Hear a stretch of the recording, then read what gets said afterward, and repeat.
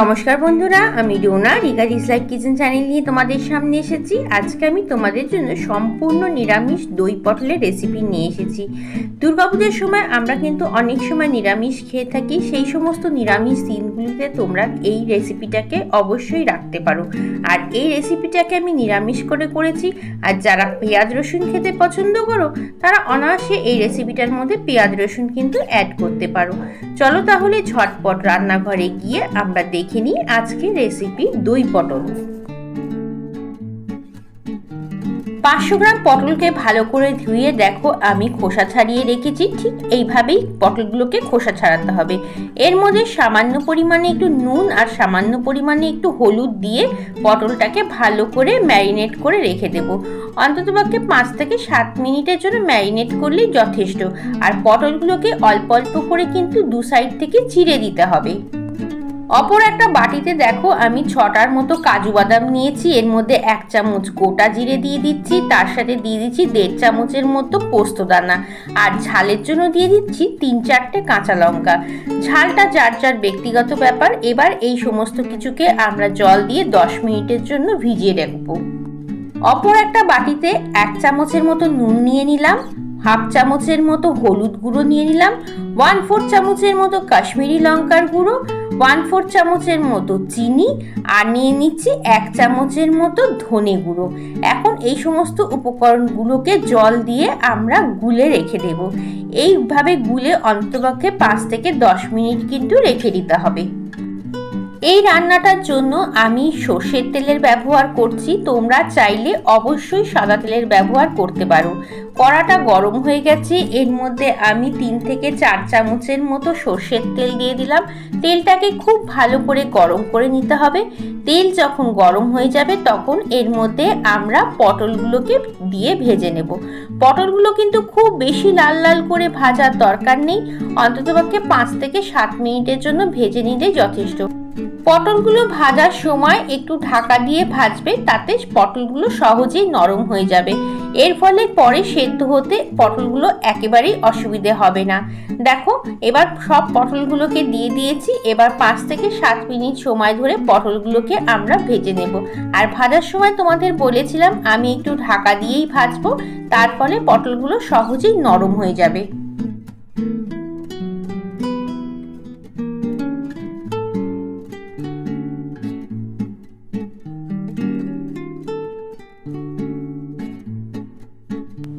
দেখো পটলগুলো বেশ সুন্দর নরম হয়ে এসছে। আর 2-3 মিনিট কড়ার মধ্যে নাড়াচাড়া করব, তাহলেই পটলগুলো একেবারেই তৈরি হয়ে যাবে।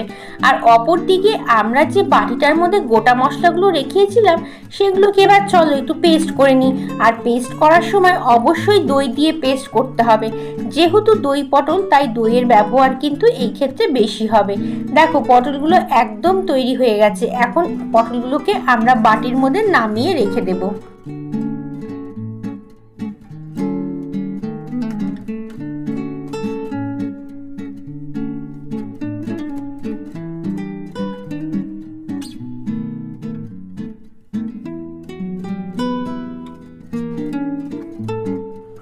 সব পটলগুলোকে তুলে ফেলেছি। দেখো অল্প একটু পরিমাণে তেল রয়েছে, সেই তেলটার মধ্যে আরো খানিকটা সর্ষের তেল দিয়ে দিলাম।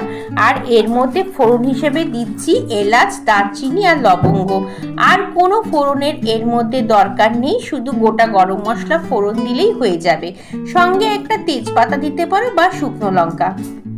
যে গুঁড়ো মশলাটাকে গুলে রেখেছিলাম জল দিয়ে, সেই গুঁড়ো মশলাটাকে আমি তেলের মধ্যে দিয়ে দিলাম। এবার এই গুঁড়ো মশলার মধ্যেই আমি দিয়ে দিচ্ছি 1 চামচের মতো আদা বাটা। এখন তেলের মধ্যে আমরা আদা আর গুঁড়ো মশলাটাকে আমরা খুব ভালো করে ভেজে নেব। যতক্ষণ না তেল ছাড়া ছাড়া হচ্ছে ততক্ষণ কিন্তু ভালো করে ভেজে নিতে হবে।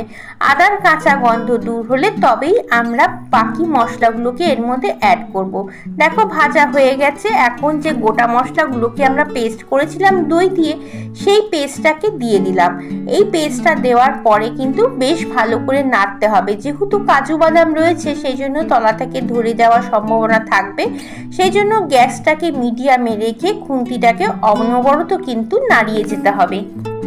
যেহেতু আমরা দই পটল রান্না করছি সেই জন্য এর মধ্যে কিন্তু দইয়ের ব্যবহার বেশি হবে। গোটা মশলাগুলো যখন আমরা মিক্সির মধ্যে পেস্ট করেছিলাম সেই সময় 2 থেকে 3 চামচের মতো দই দিয়েছিলাম।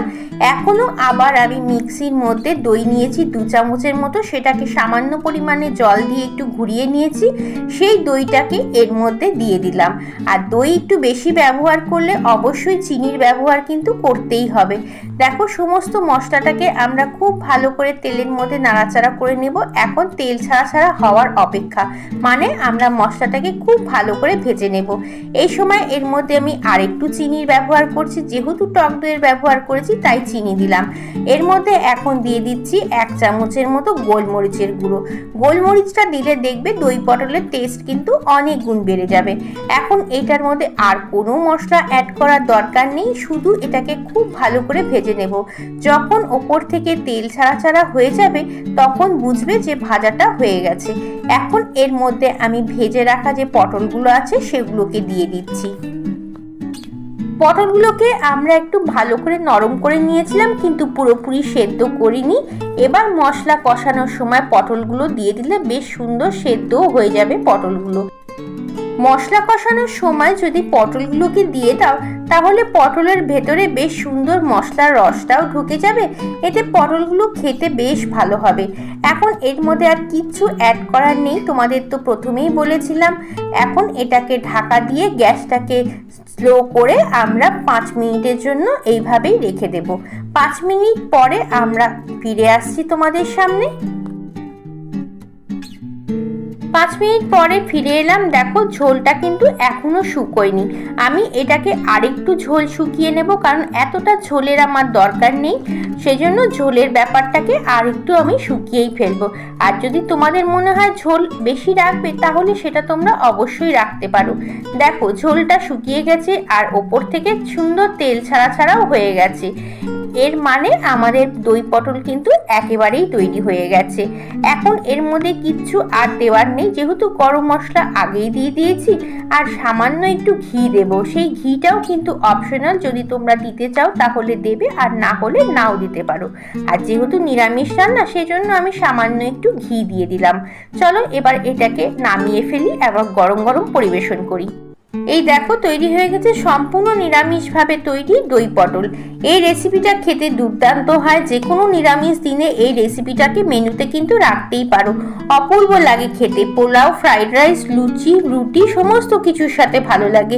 আশা করি আমার রেসিপি ভালো লেগেছে। যদি ভালো লাগে তাহলে অবশ্যই লাইক, কমেন্ট, শেয়ার করো। নতুন বন্ধু হয়ে থাকলে চ্যানেলটাকে সাবস্ক্রাইব করে নিও। চলো তাহলে আজকের মতো তোমাদের কাছ থেকে বিদায় নিচ্ছি, আবার আসবো অন্যদিন অন্য একটা সুন্দর রেসিপি নিয়ে। ততক্ষণ সবাই ভালো থেকো এবং সবাইকে টাটা।